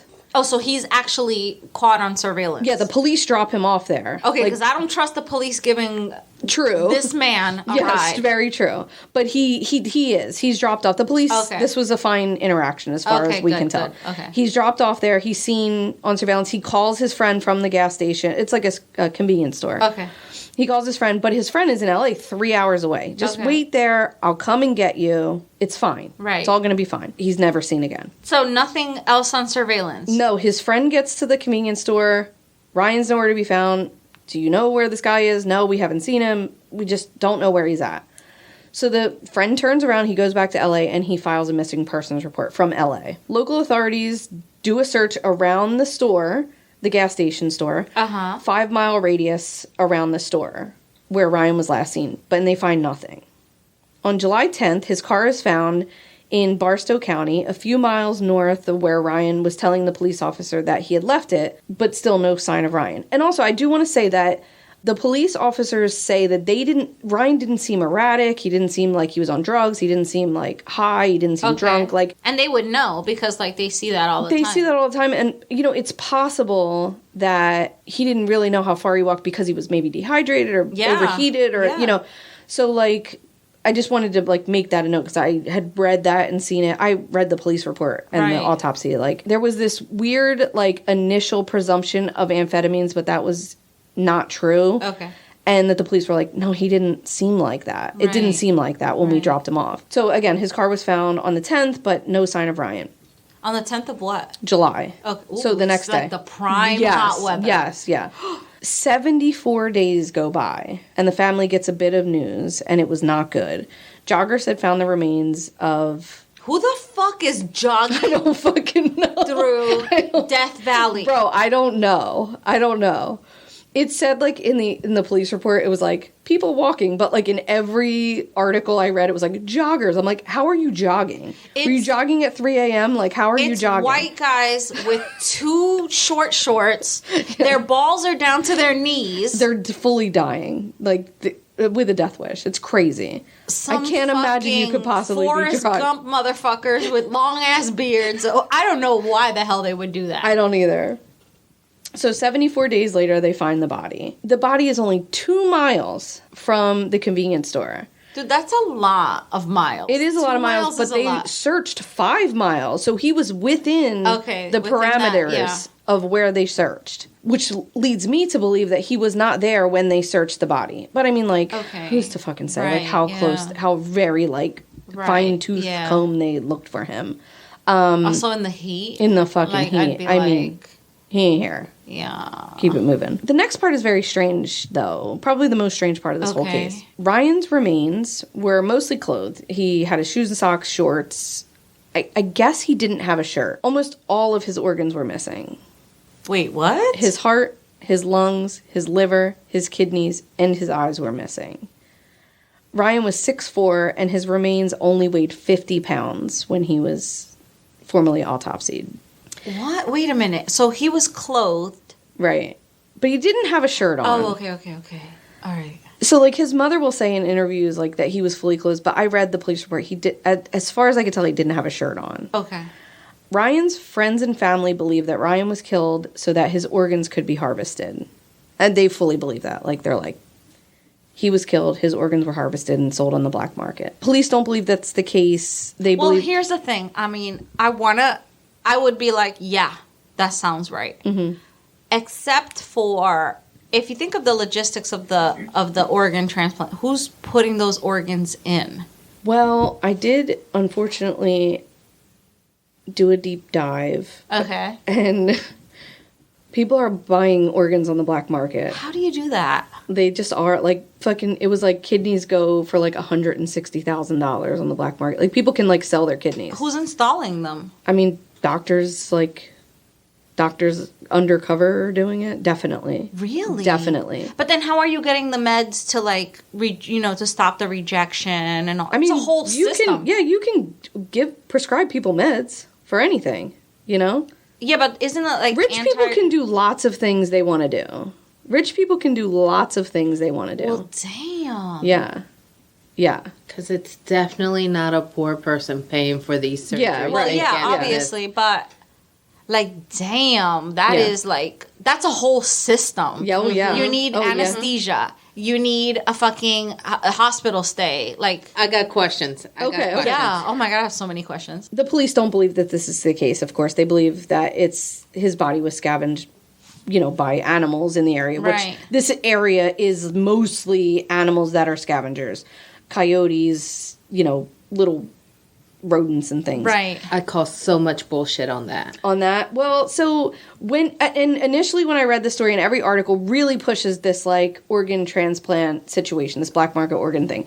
When you read the police report, which of course is written by police people, so, like, what the fuck ever. But it is like, his ribs were missing, and, like, so, like, it seems like animals, like, only attacked that, but, like, why were his eyes missing? Because the cuts would be clean. Right. It's not clear. It's he was there for 74 days in this such heat. His body was very decomposed. The cause of death was undetermined due to advanced decomposition. Like, there's no saying how he died. Parts of his body were mummified that were, like, in the dirt, you know.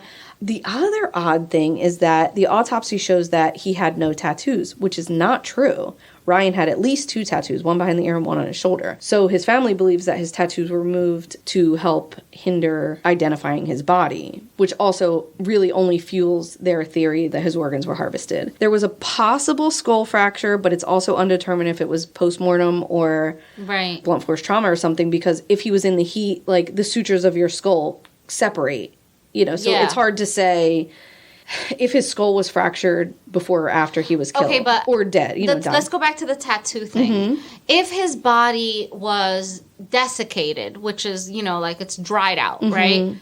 And the skin separated, would it be plausible for the tattoos?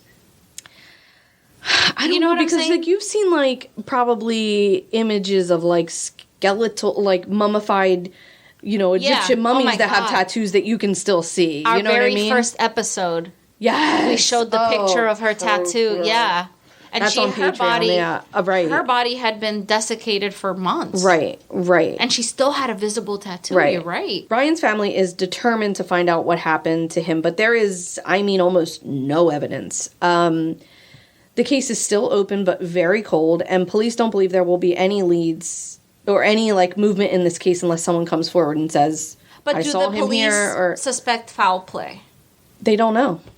It was undetermined. Like, I mean, they just don't know. Right. They think it's weird. And, like, why would he leave the store? Why would he leave the store where he was safety? Where there was air conditioning, there was water or food for him to drink. Like some theories are that like maybe he thought try to walk back to my car. Yeah. But like he didn't even know where the car was when the cops were trying to take him to it. So like why would he leave like safety to walk into vast Death Valley? You know? I have theories. Go for it. Somebody at the store has a connection with somebody else, makes a phone call. I got a body for you. Come and get it. Maybe, yeah. They picked it up. Right. Nobody knows who he talked to. Maybe he, you know, somebody offered him a ride back to his car and then something happened to him. Because he knew he had a 3-hour wait before his friend came in. Right. That being said, maybe I'll take you to go get gas and put it in your car. You know, we can at least get you moving in the right direction. Something, you know, because it was a rental car. The husband and the mother, his estranged husband and his mother, were initially like, you know, sort of working together. But the husband is technically his next of kin, has blocked the mother from any investigation. Like, she's not allowed to, like, cooperate with police or whatever. He's, like, blocked her. Why? I don't know. They had a falling out. So she opened this GoFundMe to try to, like, hire a private investigator or get, like, a legal team, but she can't, like, compete with... He's, like, a famous, you know, fancy pants Hollywood guy. Oh, is he? He's a celebrity stylist. Oh. So, yeah, he's got, like, money. In the wedding pictures of him getting married to the husband, one of the housewives of Atlanta is, like, the witness to the wedding. Like, they're, like, you know, he's connected, you know? Right. His friends that he moved to L.A. with, they are taking the footage of all the images that they had of him and stuff, and they're putting a documentary together called Dine to be Famous to try to, like, get some movement on the case. It's coming out this year. Oh. But, it just made my hair stand on end. But everybody just wants to know what happened to their friend, you know? Out of curiosity, is the body preserved somewhere? Or did they... Cremate it? I don't know, actually. That's a very good question. I don't know. A specific forensic pathologist may need to be pulled in for that. Like a very specialized person to see if there's specialized cuts, if there's anything. Right. Yeah, like a Dr. Bones or something. Right. Yeah. Yeah, you know, I don't know what happened to the body. I just don't. And like, it's so... It's one of those cases where it's, like, still so... It's, like, new enough that it's, like, we don't know what he was like as a kid. There's just, like, not enough traction on this story to, like, know all those moving parts, unfortunately, because it just didn't get enough attention. Because I'm wondering if it's a backwoods ME. I mean, they might be knowledgeable, but are they really... Yeah, are they even trying to find out? Right. Like, right, yeah. Because that's, like... questionable. It's a very strange case.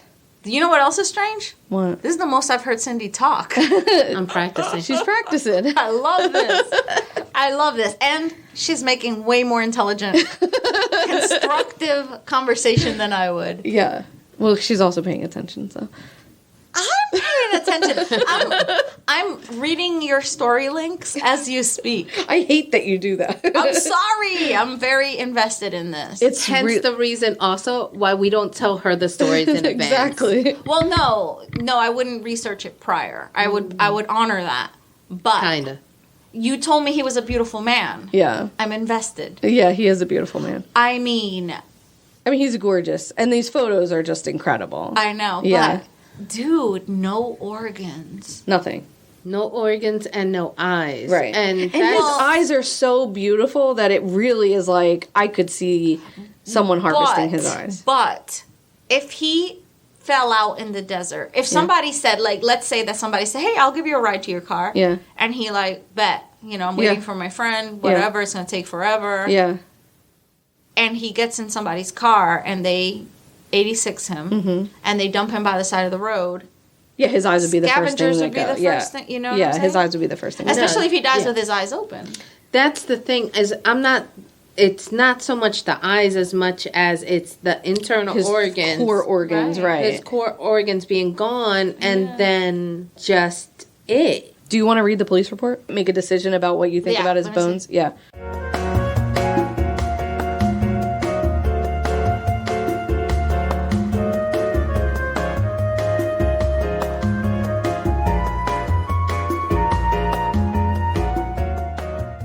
All right, so now Cindy and Nydia have read the police report. What do you think? I think that he was scavenged by animals. The police report certainly makes it seem that way. Yeah. Well, the autopsy report. Yeah. Yeah, the autopsy report. Yeah.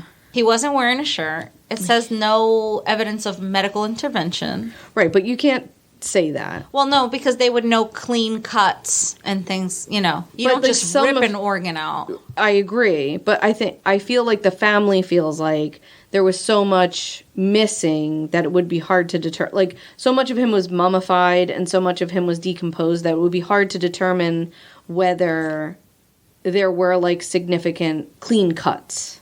Okay. You understand what I'm saying? Yeah, I understand what you're saying. But you're right. The autopsy report says I mean, there were no. it would be impossible if it was surgically removed. If you were a surgeon trying to cover your tracks, how are you going to say you throw that guy into the like? How long was he there for? I Like see what you animals mean, would be yeah. picking at him regardless. Like Yeah. who's to say there wasn't a clean cut, but then animals like chewed up all around it. So it's like That is true. Yeah. I'm not saying one way or the other. I mean, literally every article and podcast and news thing like is like no, it wasn't. But like Right. I'm just saying this is what the family deeply believes. Well, okay, here's another reason why maybe not saying that the family doesn't believe that, but let's say that he was harvested. It would create certainly more attention than if he wasn't harvested, and it would maybe keep it in the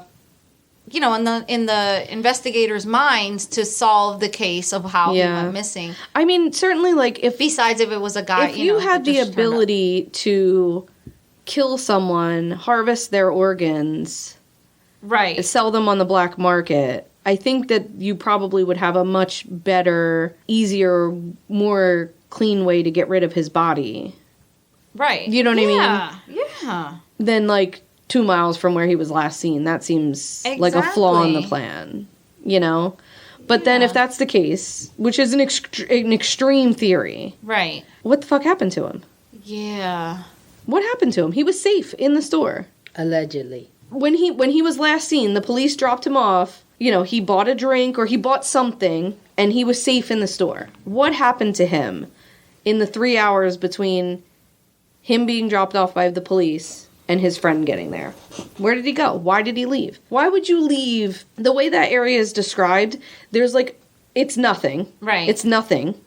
It's all desert. And then there's a small strip of stores, like convenience stores, gas stations, you know, Yeah. just along that Highway 15, Interstate 15. Right. For him to walk somewhere would be hundreds of miles. Right. You know what I mean? Why would he just leave?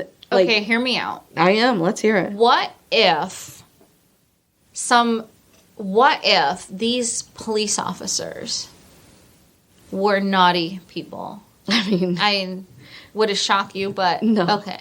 And they called, some good old boy and was like, hey, we got a guy for you. We gonna sell his organs? No, not his organs, but like, you know, let's do him some harm or something, Yeah. you know? It could be anything. You know, It could be I don't anything. know. Yeah. Like a crime of opportunity. An opportunistic situation. Yeah. It could have been like the guy was maybe like, oh, you know what? I think I remember where I left my car and I left something in it or something. I don't know. Man. Likely, what like feels right to me is like he probably was dehydrated, overheated maybe, and like that does make you confused. Very confused and very like not in your right state of mind. And maybe someone did come along and say, hey, I can give you a ride, or maybe I think I remember where my car was, you know, or maybe he's like, actually I do remember where my car is, I'll walk to it. And not realizing how far maybe it was. Right. And he got 2 miles in 130-degree heat and keeled over, you know? Right. That feels right, but like... So he ran out of gas. They say his car broke down. Okay. I don't know what that means. Right. It's a rental car, so like I'm assuming he ran out of gas. You know, because he could have bought gas right at that gas station, and somebody would be like, "Hey, I'll take you to your car." Hightailed it back to right, exactly. Yeah. Right, and then something happened to him. Something bad. I mean, and this is like a young man in his prime, 6'4". You've seen what he looks like. He's probably very well capable to defend himself. Right. You know, I would think. Right. Just by like a cursory glance, which is all I spent. Right. I mean.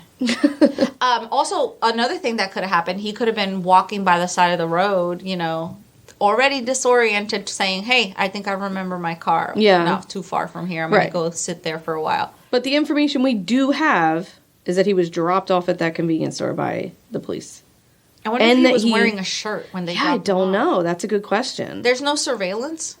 I mean, yeah, I'm sure there is. I mean, I didn't see it, but I'm sure there is. Yeah, I mean, it's fucking 2013. Of course there is. You said there was surveillance that's the thing that you said. I mean, like, I didn't see surveillance, but yeah, that they know that he was at this convenience store. Was he wearing a shirt? Yeah. I don't know. I didn't see surveillance. You know what I'm saying? Yeah, right. Like, she didn't actually watch the surveillance to know if he had the shirt. Yeah, but that would be like the question. It's an interesting question, because you know, no shirt, no shoes, no service, right? You know, but in that area, right. The cops bringing him here. Hey, he's going to wait here for a couple hours because blah blah blah. You know, right? His car broke down. That probably happens all the time out there, right? You know, And this is not a situation, like, this is not a place where you're like, no, you can't wait in here. No, this is like the fucking desert. Death Valley. The Mojave Desert. Like, it is, you know, these people probably all sort of, like, look out for each other because it's very dangerous. They know what it's like. It's, you know, this is not, like, a place where you just, like,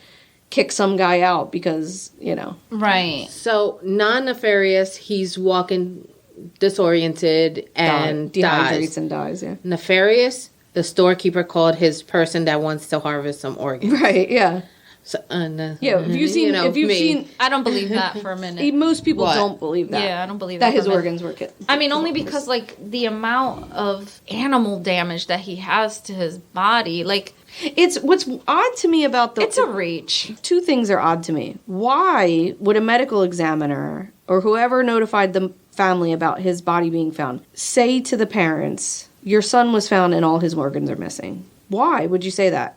Like, but did they? Or yes, did yes. they? The person who called the mother and told her that her son was found was the people that told her that his organs were missing. That set her off into this, like, what do you mean my son's organs are missing? Were they sold on the black market? I mean, it was off the bat. Definitely. Where did you hear that? From the I watched her on, I watched her on like a news but article. I mean, it could be just... Well, that's what she's saying. Right. I'm just saying what she's saying, yeah. Why would you say that to a mother, number one? If it was said. Number two, what's odd to me about his body... Okay.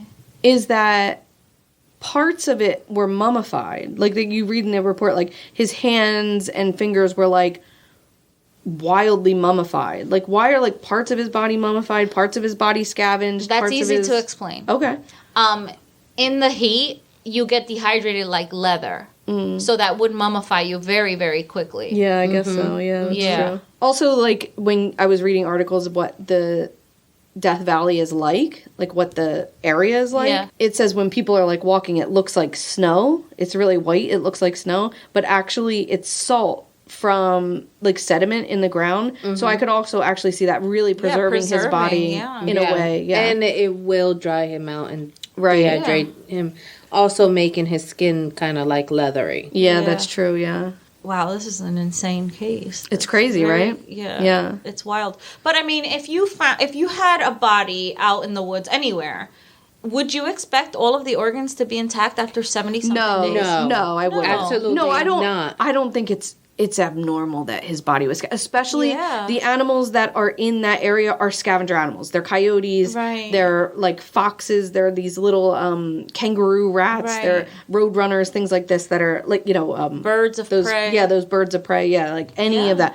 So yeah, of course, like I think it's probably very logical that his body Would have been picked clean. The only reason why his brain, like he says that the medical examiner says that the brain was still, inside the skull, but their animals were trying to get to it. Well, also, like, I think the family's argument is, like, why was so much of his muscular tissue still there? Why were his bones, like, why wasn't he, like, spread all out? Right. All over the place. But the animals were small, so that would make sense. Possible. And he does have some muscular, Yeah, it yeah. says here yeah, that it he was does, missing. Yeah. Yeah. Yeah, he definitely So, I mean, I don't know. But the only thing that I can think of is it would be more beneficial to the case, to people wanting to solve the case, and to people, if it was something more nefarious than him Sure, just yeah. walking away and Right, just yeah. dying, Yeah. It just seems odd that, like, he was in relative safety, that It's he an would odd leave relative case, safety yeah. to go die. Right. Yeah. It just is very strange behavior. I don't believe that he left of his own free will, I just agree. willy nilly. Yeah, I agree. Something he came He across. was either somebody. lured away. Yeah. Yeah. Probably lured away. Like, oh, I'll take you to your car. Right. And then something. Exactly. Yeah, so that's my story. Wow. This is like one of those stories that I'll take home and I'll be like, I bet you this is what happened. Like it's like a hobby story. Hopefully, really soon. The documentary is not out yet, but hopefully when it comes out, we'll watch it for Patreon or something. Yeah, that would be good. That would be but good. it's not out yet because trust me, I tried to fucking find it, but it's not out Okay. yet. That's your story. That's my story. We told you that we were going to talk to you. Yes, We're going to have a talk. We're gonna all sit down around the table. You and I and Dana and Uncle Cindy. Uncle Cindy. Yeah. We're going to have a little talk. We're going to have a little chat. Yeah. You've reached the end of the episode. Great job. And we told you we needed to talk. We're so proud of you. So, we love you, chicken heads. Mm-hmm. And Mom and Uncle Cindy have been struggling for some time. Yes. And it's nothing you did. Never. You've never done No. anything wrong to us. We still love you. Yeah. Yeah. And When it comes down to it, I still love Mom. that's right. And I always love Mom. And Uncle Cindy, she's just there. She's just Creepy Uncle Cindy. She's crashing on the couch. Uncle Cindy will always be here for you. Yes. And so will Mom and Mom. Definitely. But we needed to make some changes in our little family. Yes. We love this podcast. And it's like a baby that we got to birth with our best friends in a throuple-like situation that went very astray in the biological department. Yes. It really has. Right. Over the course of these 100 or so episodes, we've learned some things. So many things. Dana went from the most embarrassing editing newbie mistakes Yeah. to whole ass fucking... I mean, guys, we're here for the whole thing. She creates miracles. If you think what we're producing is trash, you should hear what Go we back record. to episode number 2. It's absolutely... Yeah, definitely. Come check out the raw footage. I mean, it is the sludge the garbage juice. That's right. All right. So we've learned some things, and we want to continue to bring you content that we're proud of. Definitely. So we've decided to make some changes. Yeah. Change is good. Change is fine. Change is scary, It is scary. but And it's good. we understand if you're a little afraid, but we're going to Yes. be here to hold your hand. Exactly. And you can go to that divorce club at school. You remember that? We don't have that at my school. Oh my God. All right. So we're giving this show an extreme makeover podcast edition. Yep. We're going to take a short break We to are. make some changes. Don't worry. These changes are for the best. Yeah. It's just so that we can bring you the best possible podcast that we can make. Definitely. The podcast So- you deserve. I mean, Yeah. don't you deserve the best? You deserve the best. So our little chicken heads, they deserve the best. poor little chicken Little heads. chicken heads. I know. I just want to break their necks sometimes. Just twist them right by the head. Anywho, so we're going to be dropping a few special surprises here and there. And when we come back in the new year, we'll have a whole new look. A whole new look. A new look, a new format, Yeah. new stories. New food. I mean, that's up to Uncle Cindy. So, some things are going to change. Yes. And we're going to be gone for a little bit. Yes. But don't worry. You're going to be celebrating with family. That's right. You're going to be busy doing the whole Christmas thing. Or whatever holiday you celebrate. Exactly. Right. Yeah. Whatever holidays are coming. All of the holidays Yes, are fucking all coming of them up. are coming. Yeah. For some reason, the stores just clumped them all to one hot mess. It's actually pretty smart. And they're all coming. And they're coming like a fucking storm at you. Fucking freight train. Exactly. So concentrate on that. Check in with us every once in a while because, like we said, we are going to be dropping some things. Yeah, go check us out on Patreon. Patreon will remain for those of you that are our followers there. Yep. Nothing's going gonna to change there. Yes, honey, we will still continue to provide. Yes. And when we come back, I think we will give you the show that Oh, we're planning some good represents things. us in a much more true and pure light. Yes, Dana has promised to go get an engineering, a degree in sound engineering. Yep. I am going to journalism school. You got it. And Cindy's going to culinary school. Yes, so in a few short weeks, we'll be back with master's because degrees. that's how long that takes. Yeah, exactly. Yeah. So like we said, we're still going to be on Patreon because we owe you that. Yeah. And we have some things, so just stay tuned and hang with us. Yeah. We'll be dropping a couple little things over the next couple of Collabs weeks. with other people. Yeah. And in the meantime, we'll be recording and preparing this Yes. brand new podcast. We'll also still be on all the social medias. Yes. We're not disappearing from Cindy there. is not allowed to leave social media, and we will be on Facebook. She just made the shittiest She was like, fuck you.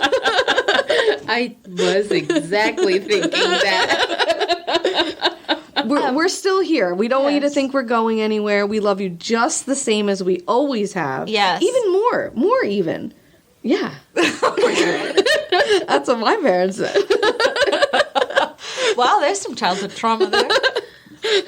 Yeah, well, we're giving them more than my dad gave me. That's definitely true.